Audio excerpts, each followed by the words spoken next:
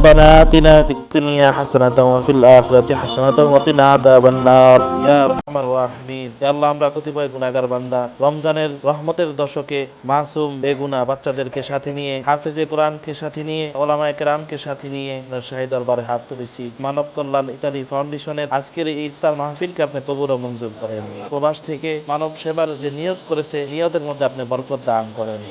তাদেরকে ক্লাসের সাথে সুন্দরভাবে খেদমত আঞ্জাম দেওয়ার তৌফিক দান করেন। আল্লাহ তাদের আরো যত সেবার প্রোগ্রাম রয়েছে আল্লাহ প্রত্যেকটা সেবাকে আপনি কবুল ও মঞ্জুর করেন।